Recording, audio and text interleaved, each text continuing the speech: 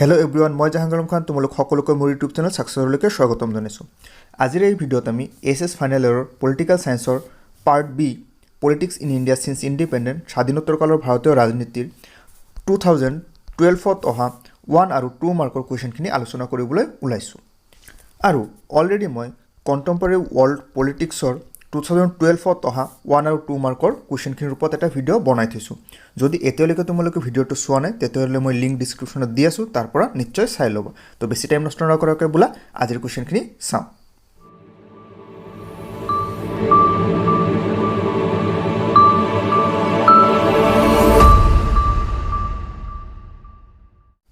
And student 2012ত অহা part বিৰ number 1 কুৱেশ্যনটো আছিল which decade as known as the dangerous decade in Indian politics.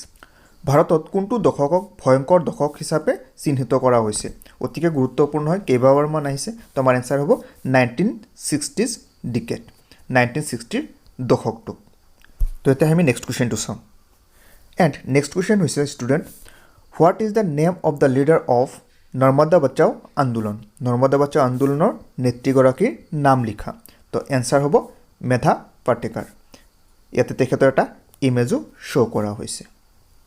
And next question number 3, which political party lead the National Democratic Alliance? ৰাষ্ট্ৰীয় গণতান্ত্ৰিক মৰ্চা, যিটোক আমি NDA বুলি কওঁ, ইয়াৰ নেতৃত্ব কোনটো ৰাজনৈতিক দলে বহন কৰিছিল? তো আমাৰ এনচাৰ হ'ব বিজেপি, ভাৰতীয় জনতা পাৰ্টি। আৰু যদি তোমালোকৰ UPৰ কথা সোধে যে UPক কোনে লিড কৰিছে, তেতিয়াহ'লে এনচাৰ হ'ব কংগ্ৰেছ। তো এইখিনিও মনত ৰাখিবা। এণ্ড ষ্টুডেণ্ট নম্বৰ 4 যিটো কুৱেশ্যন দিছে, ইয়াতে আমাক বহুকেইটা অপশ্যন দিয়া হৈছে, তাৰ পৰা এটা অপশ্যন চুজ কৰিব লাগিব। তো আমাৰ কুৱেশ্যনটো হ'ল when was the 5-year plan started? 1 মাৰ্কৰ কাৰণে আহিছে। পৰিকল্পনাই কোন চনত আৰম্ভ হৈছিল? তো ইয়াৰ আনচাৰ হ'ব 1951। নেক্সট কুৱেশ্যন নম্বৰ 5, এইটো 1 মাৰ্কৰ হয়। Which president declare emergency in 1975? 1975ৰ জৰুৰীকালীন অৱস্থা ঘোষণা কৰা ভাৰতীয় ৰাষ্ট্ৰপতিগৰাকীৰ নাম লিখা। তো এনচাৰ হ'ব ফখৰুদ্দিন আলী আহমেদ, আৰু তেখেতৰ এটা ইমেজো শ্ব' কৰা হৈছে। এতিয়া হওক নেক্সট কুৱেশ্যনলৈকে আগবাঢ়ো।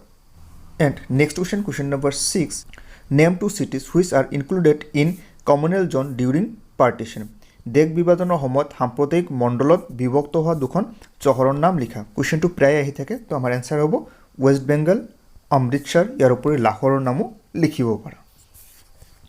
নাও ষ্টুডেণ্ট কুৱেশ্যন নম্বৰ 7, এইটো 2 মাৰ্কৰ কাৰণে আহিছে। আৰু কুৱেশ্যনটো হৈছে what was Bombay plan? Bombay পৰিকল্পনা কি আছিল? তো ইয়াৰ এনচাৰখিনি ইয়াত লিখা হৈছে, তোমালোকে ইয়াৰ এটা স্ক্ৰীনশ্বট লৈ ল'বা। এইটো মেইনলি 1944ত মুম্বাইত এখন মিট হৈছিল, যিবিলাক সেইটো টাইমৰ ইণ্ডাষ্ট্ৰিয়েলিষ্ট আছিল আৰু গভৰ্ণমেণ্টৰ মাজত, আৰু এই মিটটোকে বম্বে প্লেন বুলি কোৱা হয়। নেক্সট কুৱেশ্যন নম্বৰ 8, এইটো 2 মাৰ্কৰ কাৰণে আহিছে। আৰু কুৱেশ্যনটো হৈছে who introduce the 20 points program and why? দুটা কুৱেশ্যন সুধিছে, হু and why.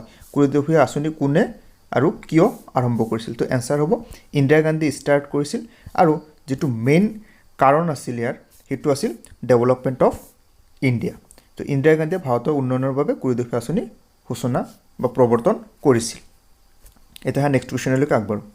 And next question number 9, when and why was the Mandal commission issue raise in Indian politics? কেতিয়া আৰু কিয় মণ্ডল বিষয়টো ভাৰতীয় ৰাজনীতিত উত্থাপন কৰিছিল? এণ্ড এনচাৰটো হ'ব যে মণ্ডল কমিশ্যনৰ যিটো ইছ্যু, এইটো 1990ত ইণ্ডিয়াত উত্থাপন হৈছিল, আৰু যিটো মেইন কাৰণ আছিল সেইটো হ'ল implementation of Mandal commission advice. সিহঁতৰ যিটো এডভাইচ আছে সেইটো কাৰ্যকৰী কৰাৰ কাৰণে 1990ত এটা ডাঙৰ ইছ্যু হৈছিল এইটো। চ' মই কেতিয়াবা এই মণ্ডল কমিশ্যনৰ ওপৰত এটা ছেপাৰেট ভিডিঅ' বনাবলৈ ট্ৰাই কৰিম, বিকজ ইয়াতে বহুতখিনি বস্তু আমি জানিব লগা আছে। এতিয়া হওক নেক্সট কুৱেশ্যনলৈকে আগবাঢ়োঁ। নাও নেক্সট কুৱেশ্যন নম্বৰ 10, এইটো 10 হ'ল হয়, 5 লিখা আছে, ভুল হৈ আছে। What is the relevant of political earthquake in Indian politics? ভাৰতীয় ৰাজনীতিত ৰাজনৈতিক ভূমিকম্প শব্দটোৱে কি তাৎপৰ্য বহন কৰে? তো এইটো কুৱেশ্যন 2 মাৰ্কৰ কাৰণে আহিছে। এণ্ড এনচাৰখিনি আপোনালোকৰ ডিছপ্লেত শ্ব' আছে, স্ক্ৰীনশ্বট এটা লৈ ল'ব।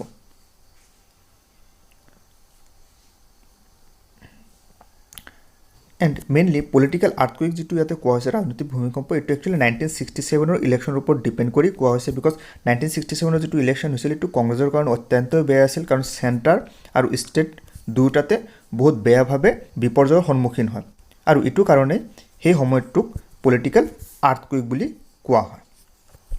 Now question number 11, mention two main objectives of Indian foreign policy ভাৰতৰ বৈদেশিক নীতিৰ দুটা গুৰুত্বপূৰ্ণ নীতি উল্লেখ কৰা বহুত নীতি তোমালোকৰ বুকছত এভেইলেবল আছে তো তোমালোকে বেলেগো ল'ব পাৰা বাট মই ষ্টিল দুটা মেনশ্যন কৰিছোঁ যেনেকৈ নন এলাইনমেণ্ট গোষ্ঠী নিৰপেক্ষতাবাদ অপজিশ্যন অফ ইম্পেৰিয়েলিজিম এণ্ড কলনিয়েলিজিম সাম্ৰাজ্যবাদ আৰু উপনিবেশবাদৰ বিৰোধিতা এণ্ড ষ্টুডেণ্ট আজিৰ আমাৰ লাষ্ট কুৱেশ্যন নম্বৰ 12 এইটো 2 মাৰ্কৰ কাৰণে আছে আৰু কুৱেশ্যনটো হৈছে when was the draft of Indian constitution sign and when was it implemented ভাৰতীয় সংবিধানৰ খচৰা কোনদিনা স্বাক্ষৰ কৰা হৈছিল আৰু সংবিধানখন কেতিয়াৰ পৰা কাৰ্যকৰী হৈছিল তো এনচাৰ সকলোৱে গমে পায় যিটো এডপ্ট কৰা হৈছিল বা চাইন কৰা হৈছিল এইটো 26 নৱেম্বৰ 1949 আৰু যিটো ইমপ্লিমেণ্ট কৰা হৈছিল বা এক্সিকিউট কৰা হৈছিল 26 জানুৱাৰী 1950